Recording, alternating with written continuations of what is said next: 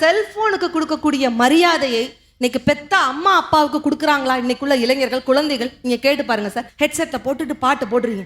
நீங்க சொல்றீங்களா இந்த ஸ்பாட்டிஃபையா, இந்த ஸ்பாட்டிஃபைல பாட்டை கேட்குறீங்க, அதுல பாட்டு வருது. கண்கள் ஈரண்டா உன் கண்கள் ஈரண்டா. சார் எக்ஸ்கியூஸ் மீ, நீங்க ஹீரோ, நீங்க பாட்டை கேட்டுக்கிட்டே இருக்கிறீங்க. நல்லா நினைச்சுக்கோங்க, நீங்க இப்போ அந்த கதாநாயகன், அந்த பாட்டுல வரக்கூடிய கதாநாயகன். அடுத்த பஸ் ஸ்டாப்ல ஒரு பொண்ணு ஏறுதுல, அவ்வளவுதான் கம்மாக்குள்ள நடக்குங்காரு. ஒரு காலத்துல வயல்ல நம்ம வேலை பார்த்தாங்க. வயல்ல வேலை பார்க்கும்போது ஒரு கார் வந்துச்சுன்னா ஆச்சரியமா பார்ப்போம், அந்த கார் அண்ணாந்து பார்ப்போம். இன்னைக்கு கார்ல நம்ம போய்கிட்டு இருந்தோம்னா ஒரு வயலை பார்த்தால் ஆச்சரியமாக பார்க்கக்கூடிய நிலைமை வந்துருச்சு. இதுதான் நீங்க வரம்னு நீங்க பேசுறீங்களா? செல்போன் வந்ததுக்கு அப்புறம் தான் ஊர்ல குடும்பத்துல கேப் மாரித்தனம், முள்ள மாரித்தனம், ஃப்ராடு, பொய் அதிகமாக வந்தது. காரணமே இந்த செல்போன் வந்ததுக்கு அப்புறம் தான் சார். ஏசி, இன்னைக்கு ஏசி இல்லாம 5 நிமிஷம் நம்மளால இருக்க முடியாது. ஆனா அன்னைக்கு நம்ம தாத்தன் பாட்டன்கள்லாம் வேப்பமர காத்துல இருந்துகிட்டு உண்மையான ஆக்சிஜனை சுவாசித்தார்களே, அதுதான் நமக்கு வரம். இது நீங்க எப்படி நீங்க வரம்னு நீங்க பேசலாம் சார்? ஒரு வேப்ப மரத்தினுடைய நிழல் 7 ஏசி மிஷினுடைய குளிர்ச்சியை ஒரு வேப்ப மரல் நிழல் தருதுன்னு சொல்லி ஒரு அறிவியல் குறிப்பு. பார்த்தீங்களா? அதனால நம்ம என்ன செய்யறோம், முருங்கை மரம் வந்து சைத்தான்னு சொல்லி அதை வெட்டிடுறோம். இதை யூஎஸ்ல போயிறப்ப பார்த்தேன், ஒரு டப்பாவில் 10 கேப்சூல் வச்சு ஒரு பாக்ஸ். ஒரு கேப்சூல் எவ்வளோ தெரியுமா? நம்ம ஊர் பணத்துக்கு 900 ரூபா சார். அப்போ நம்ம அது வேண்டாத வெட்டுறோம், அவன் அது எவ்வளோ பொருளாதாரமாக்குறான் பார். நம்ம வேப்ப மரத்தை அசால்ட்டாக வெட்டி போகிறோம், நீம்னு சொல்லி அதில் சோப்பு தயார் பண்ணி அவ்வளோ காஸ்ட்லியாக விற்கிறான். அதனால தான் முருங்கை வைத்தவன் வெறுங்கையோடு போவான். அப்படின்னா என்ன அர்த்தம்னா 90 வயசானாலும் கம்பு உண்டாமல் கை வீசி நடப்பான்றதான் முருங்கை வைத்தவன் வெறுங்கையோடு போவான்னு ஒரு பழம். அவ்வளோ ஆரோக்கியம், அவ்வளோ கால்சியம் அப்படின்றத அவங்க சொல்கிறாங்க. அதுவும் இந்த செல்போனுக்கு கொடுக்கக்கூடிய மரியாதையை இன்னைக்கு பெத்த அம்மா அப்பாவுக்கு கொடுக்குறாங்களா? இன்னைக்குள்ள இளைஞர்கள் குழந்தைகள் நீங்க கேட்டு பாருங்க சார். இப்ப நீங்க உங்களே எடுத்துக்கோங்க சார். இப்ப நீங்க கார், இப்ப நீங்க இனோவா கிறிஸ்டாலுக்கு ஒரு 1 கோடி ரூபால கார் வச்சிருக்கீங்க. போதும், நான் கூட எலுமிச்சம்பளம் உருட்டுற எங்கே இருக்கான்னு பார்த்தேன். நீ ஏன் கூட தான் இருந்திருக்க. வரும்போதே பாண்டிகள்கிட்ட கொஞ்சம் ஸ்லோ பண்ணுங்க சார்ந்துச்சு. கடைசியில் டயருக்குள்ள வச்சது இந்த அம்மா தான். அதான் 3 மாதமா எனக்கு நெஞ்சு வலி வந்து கிடைக்கும். சரி, 1 கோடி இல்லாட்டி என்ன, ஒரு 95 லட்சத்துக்கு ஒரு கார் வச்சிருக்கிறார் சரியா? அந்த கார்ல நீங்க போகாம இப்ப மதுரையில இருந்து காளையார் கோவிலுக்கு கார்ல இல்லாம ஒரு பஸ்ல ஏறி வர்றீங்க சரியா? பஸ்ல அப்படி நீங்க சொன்ன மாதிரியே செல்போன்ல அந்த ஹெட்செட், நீங்க எல்லாம் அந்த தொழில்நுட்பம் பேசுறீங்கல்ல, ஹெட்செட்டை போட்டுட்டு பாட்டு போடுறீங்க. நீங்க சொல்றீங்களா இந்த ஸ்பாட்டிஃபையா, இந்த ஸ்பாட்டிஃபைல பாட்டை கேட்குறீங்க, அதுல பாட்டு வருது. கண்கள் ஈரண்டா உன் கண்கள் ஈரண்டா. சார் எக்ஸ்கியூஸ் மீ, நீங்க ஹீரோ, நீங்க பாட்டை கேட்டுக்கிட்டே இருக்கிறீங்க. நல்லா நினைச்சுக்கோங்க, நீங்க இப்போ அந்த கதாநாயகன், அந்த பாட்டுல வரக்கூடிய கதாநாயகன். அடுத்த பஸ் ஸ்டாப்ல ஒரு பொண்ணு ஏறுதுல, அவ்வளவுதான் கம்மாக்குள்ள நடக்குங்காரு. பஸ் மோதி தண்ணிக்குள்ள நீச்சல் அடிச்சு கிடப்பா டிரைவர். எங்கனே கீரை எங்கனே இருங்க சார். பஸ் ஸ்டாப்ல ஒரு பொண்ணு ஏறுதுல, எந்த பொண்ணு ஏறுதோ அந்த பொண்ணு தான் உங்களோட ஹீரோயின். இப்போ இந்த கண்கள் இரண்டால் பாட்டை நீ யாரை பார்த்து பாடணும்? அங்கே பஸ் ஸ்டாண்டில் ஒரு கீரைக்காரம்மா தான் 90 வயசில் ஏறிச்சு. அது ஏறி வர்றதே பெரிய விஷயம். அதுக்கு நான் பாட்டு பாடி அதான் கடைசி பாட்டு ஒப்பாரியை வச்சுட்டு போக வேண்டியதுதான் சார். இதுதான் சார் இவங்களுடைய தொழில்நுட்பம். ஒரு செயற்கைத்தனமாவே ஒரு உண்மையான உலகத்துல வாழாம ஒரு செயற்கையாகவே வாழ்றது. காதலித்து பார், அவள் பெயர் பாஸ்வேர்ட் ஆகும். நீ அவளுடைய ஃபாலோவர் வரிசையில் சேருவாய். அவள் ரிப்ளைக்காக உன்னுடைய மனம் ஏங்கும். அவள் ஆன்லைனில் இருந்தால் உன்னுடைய இரவுகள் நீளும். இறுதியில் நண்பர் பிளாக் ஆகும். உன்னுடைய வாழ்க்கை நாசமாய் போகும். இதுதான் இன்னைக்குள்ள இளைஞர்களுடைய நிலைமைங்க. செல்போனை கண்டுபிடித்த மார்டின் கூப்பர். செல்போனை கண்டுபிடிச்சது யாருன்னா மார்டின் கூப்பர்.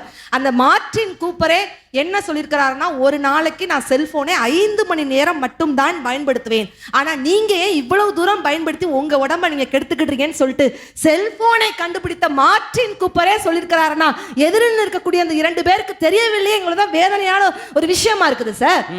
என்ன சார், நாங்கெல்லாம் எதுக்காக நாங்க பேச வந்திருக்கோம்? இன்னைக்கு சின்ன குழந்தைகள் கூட பாதிக்கு சார். ஒரு பையன்கிட்ட கேட்டேன், டே நீ டாக்டர் ஆகி ஊசி போட போறியா இல்ல வக்கீல் ஆகி கேஸ் போட போறியான்னு சொன்னாம்பர் ஒத்த வார்த்தை, நான் யூடியூபர் ஆகி கொளுத்தி போட போறேன் காங்கிறான். அது இல்லாம பார்க்கவே முடியாது சார். சார் 95 வயசு வேணும்ன்றால் இங்கே கண்டுபிடிச்சலாம். யாருக்கு 95 வயசு இப்ப கண்டுபிடிக்கவா? கேளுங்க சார். யாரெல்லாம் அந்த ஆண்ட்ராய்டு போன் இல்லாம சாதாரண பட்டன் போன் கை தூக்குங்க பார்ப்போம். சும்மா தைரியமா தூக்கு.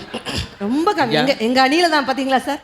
என்னங்க மிக மிக நலிவுற்ற பேச்சாளராக இருக்கீங்க. நானே இறக்கப்பட்டு உங்களுக்கு. ஆமாம், அந்த ஆண்ட்ராய்டு தொலைஞ்சிரும் பஸ்ஸில்னு சொல்லி அதை அண்ட்ராய்டில் வச்சுருக்காரு. இது எவனும் எடுக்க மாட்டேன்ற நம்பிக்கையில் மேலே வச்சுருக்காரு. அவனே எடுத்து பார்த்துட்டு அடுத்து சாப்பிட்டு ஏறி அவனே வந்து இந்தா இதெல்லாம் போனுன்னு வச்சு வெளியே நடமாடுறவாரு அப்படின்னு அவன் ஒரு போன் வாங்கி கொடுத்துட்டு போவேன். இந்த பட்டன் போன்மா அம்மாட்டுக்கு வச்சுட்டு படுத்துருக்கலாம், யாரும் எடுக்க போகிறது. அப்படியே தவறு இருந்தால் கூட எடுத்துகிட்டு வந்து கொடுத்துட்டு போவேன். ஏன்னா இந்த செங்கல் உங்கதான்னு பாருங்கண்ணே அப்படின்னு. இதோட மகத்துவம் மேடம் சொல்லுங்க சார். 95 வயசு ஏன் சொன்னேன் தெரியுமா? எந்த நேரமும் யூடியூப்ல வராது, எவனும் வாட்ஸ்அப் எதுவும் போட்டு நம்மளை குழப்ப மாட்டேன், நிம்மதியாக தூங்கலாம். இன்னொன்று, சார்ஜ் போட்டால் இவர் போன டிசம்பர் 13 சார்ஜ் போட்டார். இன்னும் இருக்கு 10 நாளைக்கு செனப்பண்ணி மாதிரி அது வாட்டு கிடக்கும். ஒரு பாயிண்ட் ஒரு வாரத்துக்கு ஒரு பாயிண்ட் தான் குறையும். அதில் அவர் தேவோட்டிலேருந்து ஒரு கேம் விளாண்டுக்கிட்டே வந்தார். டென்ஷனே ஒரு பாம்பு கேம், அது வாட்டுக்கு பாம்பு நெளிஞ்சிக்கிட்டே ஆஹா தண்ணி பாம்பு பார்த்துட்டே வந்தார். இன்னொன்று, அந்த ஃபோனில் பேசிட்டு போகிறார் மேடம். லாரிக்காரர் இடிச்சிட்டேன் ஒருத்தன். அந்த ஃபோனில் பேசி லாரிக்காரர் இடிச்சுன போன் விழுந்து லாரி ஏறிடுச்சு. லாரி போன பின்னாடி வேற என்ன மாப்பிள்ள செய்றீங்க, லாரி ஏறி கூட அதை பாதிக்காது. இது இருக்குன்னு சந்தோஷம் தான். என்னைக்கு இந்த கைபேசி வந்துச்சு, ஆண்ட்ராய்டு வந்துச்சோ அப்போ நம்ம நிம்மதி போச்சு. பேசுங்க மேடம். கண்டிப்பாங்க சார். அதுவும் இந்த செல்போன் வந்ததுக்கு அப்புறம் தான் ஊர்ல குடும்பத்துல கேப் மாரித்தனம், முள்ள மாரித்தனம், ஃப்ராடு, பொய் அதிகமாக வந்தது. காரணமே இந்த செல்போன் வந்ததுக்கு அப்புறம் தான் சார். செல்போன் வர்றதுக்கு முன்னாடி நம்ம எல்லாம் உண்மையா இருந்தோம் சார், பூராமே பொய் சார். நான் இங்க இருக்கக்கூடிய இவ்வளவு பேசுறீங்களா? அவங்க வீட்டுக்காரர் என்ன வேலை பார்க்கறாரு மட்டும் செல்போன் கடை வச்சிருக்காரு. இந்த செல்போன் அத்தனை நாதாரித்தனம், ஊதாரித்தனம், முற்போக்கு, புறம்போக்கு பூரா அங்கதான் வந்துருக்கு. இப்ப இந்த நேரத்தில் கேட்டார்களா? இருக்குன்னு பதில சொல்லணும்ல. சரி பாருண்ணா, பரவாயில்ல, நான் தமிழ்ல பாரதியின் பேர் வச்சுக்கிட்டு கண்டிப்பா நான் சொல்லியே ஆகணும், நோ ப்ராப்ளம். ஆனா இங்க உள்ள திருமணமான ஆண்கள் கிட்ட நான் ஒரே ஒரு கேள்வி கேட்கிறேன். இந்த செல்போன்ல எந்த பாஸ்வேர்டும் இல்லாம அப்படியே என்னுடைய ஒய்ஃப்ட காம்பன்னு சொல்லக்கூடிய ஆண்கள் இருந்தா கை தூங்க பார்க்கலாம். காளையார் கோவில்ல எத்தனை ஆண் சிங்கம் இருக்குன்னு பாத்துடலாம். ஏன்னா அவருக்கு என்னத்த சேவு ஒன்றும் சேவு பண்ண தெரியாது. இந்த கை தூக்கு நாளுக்கு பூரா அவர் எதை மறைச்சு வச்சு என்ன செய்ய போறாரு? இது போட்டோ எடுக்க தெரியாது. எடுத்து அவரே இப்படி 1/2 மணி நேரம் தேடினார் என்னைய. சரி சார் டயர்டா இருக்கு நாளைக்கு பார்ப்போம்னு வச்சுட்டு போயிட்டார். லாக்கே எடுக்க தெரியாத அந்த அக்கா சொல்றாங்க, அவருக்கு லாக்கே எடுக்க தெரியாது. ஆமா, லாக் எடுக்கணும்னா சாவி எடுத்துட்டு வந்துருக்கு, வீட்டு சாவி. எங்கெங்க போடுறது, ஓடியாங்கிட்டு போ அப்படி. சார் என்ன அர்த்தம்? இப்போ இத்தனை பேர் தூக்குறாங்கல்ல, அப்படின்னா ஒரு 2 விஷயம் தான். ஒன்று, அண்ணன் மாரி பட்டன் ஃபோன் வச்சிருக்கணும். அப்படியே இல்லை, நீங்க பாஸ்வேர்டு இல்லாமல் அப்படியே உங்க பொண்டாட்டிகிட்ட காமிப்பீங்கன்னா உப்பு சப்பு இல்லாத ஒரு வாழ்க்கையை நீங்கள் வாழ்ந்து கொண்டிருக்கிறீர்கள் என்றுதான் அர்த்தம்.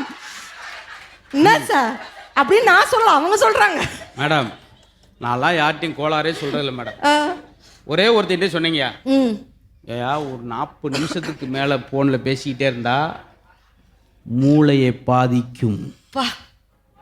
போனே என்னையா, மூளை இருக்கிறவன தானே பாதிக்கும். நம்மளுக்கு அந்த கவலை கிடையாது, மாப்பிள்ள பேசிட்டே போறேன். அதுவும் நான் ரோட்ல நடந்து வந்துகிட்டே இருக்கேன் சார், ஒரு சின்ன பையன் அப்படியே ரோட்ல உருண்டு புரண்டு ஒரே அழுக. பக்கத்துல உங்க அம்மா வராங்க, அப்பா வராங்க. அந்த அம்மா கேக்குது, ஏங்க அவன் என்ன கேட்கறானோ வாங்கி கொடுத்தா என்னங்க, ஏங்க இப்படி வாதம் பிடிச்சிட்டு இருக்கீங்க? அடி சும்மா ரெடி, அவன் புது பேக் கேட்டா வாங்கி கொடுக்கலாம், புது ட்ரெஸ் கேட்டா வாங்கி கொடுக்கலாம், புது அம்மா கேட்கறான்டி, நான் என்னடி பண்ண சொல்றேன்? பூரா அந்த தொழில்நுட்பத்தால பாதிக்கப்பட்டிருக்குங்க சின்ன குழந்தைகள் கூட. ஒரு காலத்துல வயல்ல நம்ம வேலை பார்த்தாங்க. வயல்ல வேலை பார்க்கும்போது ஒரு கார் வந்துச்சுன்னா ஆச்சரியமா பார்ப்போம், அந்த கார் அண்ணாந்து பார்ப்போம்.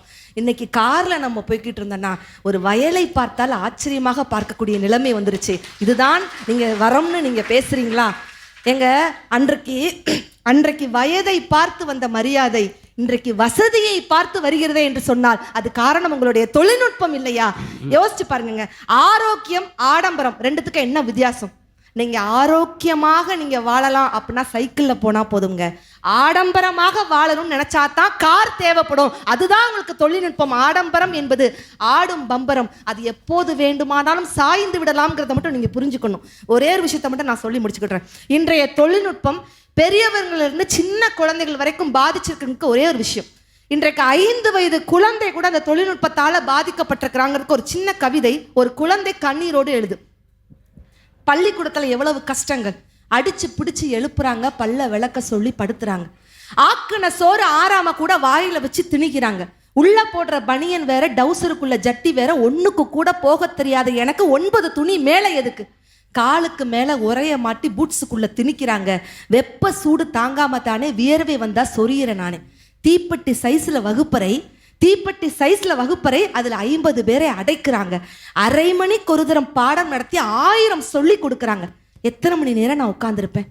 எப்பத்தான் நானும் வீட்டுக்கு போவேன்? எல்கேஜி படிக்கிற எங்களைத்தானே இன்ஜினியர் ஆக்க துடிக்கிறாங்க. பென்சில் பிடிச்சி கை வலிக்குது, புத்தகம் சுமந்து மூளை பிசகுது. போதும் விடுங்க அம்மா தாயே, புத்தகம் சுமக்க முதுகு பலன் இல்லை. பாட்டி மடியில படுத்து தூங்கணும், தாத்தா தோளில் ஊற சுத்தணும், மண்ணு வீடு தான் கட்டி பார்க்கணும், மலையில கப்பல் விட்டு பார்க்கணும் என்று சின்ன குழந்தை கூட ஏங்கி தவிக்கின்றதே. எப்படிங்க தொழில்நுட்பம் சாபம் அப்படின்ட்டு நீங்க சாபம் தான் சொல்லணும், வரம்னு எந்த காலத்திலும் சொல்ல முடியாது என்ற காரண கடத்தினால் அன்று வகுப்பறையில் உண்மையிலேயே யோசிப்ப, அன்று மரத்தடையும் கரும்பலையும் கற்றுக் கொடுக்காத பாடத்தை இன்று கட்டிடங்களும் கணிப்பொறிகளும் ஒருபோதும் கற்றுக் கொடுப்பதில்லை. இன்றைய தொழில்நுட்பம் நமக்கு வரம் அல்ல, சாபமே என்று சொல்லி வாய்ப்பளித்த அத்துணை காளையார் கோவில் மக்களுக்கும் சிறப்பாக வசந்த் தொலைக்காட்சி நேயர்களுக்கும் மீண்டும் ஒருமுறை பொங்கல் திருநாள் நல் வாழ்த்துக்களை தெரிவித்துக் கொண்டு விடைபெறுகிறேன். உங்கள் அன்னபாரதி. நன்றி, வணக்கம். ரொம்ப அழகாக பேசியிருக்காங்க. பாட்டு பயிட்டு எல்லாமே இருந்துச்சு, சோகம் அழுகை. அந்த தாய் உள்ளம்லாம் சொன்னாங்க பார்த்தீங்களா. ஒரு விஷயம், மிச்சம் வைக்காமல் சாப்பிட்றதும் அம்மா தான், மிச்சமானதை சாப்பிட்றதும் அம்மா தான். அதான் பாருங்கள், அந்த தாய் உள்ளத்தை ஒரு குழந்தை அப்படி உட்காந்துருக்காங்க, அவங்க அம்மா இறந்துருக்காங்க. எழுப்புறான் போய், அம்மா எந்திரிக்க மாட்டாங்கப்பா, நான் பசியோடு இருக்கேன்னு சொல்லுங்கள் எங்கள் அம்மாட்ட, உடனே எந்திரிச்சு எனக்கு சாப்பாடு கொடுப்பேன். அப்படின்னா அந்த தாய் உள்ளத்தை அப்படி புரிஞ்சுருக்காங்க. அதெல்லாம் அவங்க கதைகளில் அவங்க தொகுப்பில் எல்லாம் சொல்லி முடிச்சாச்சு.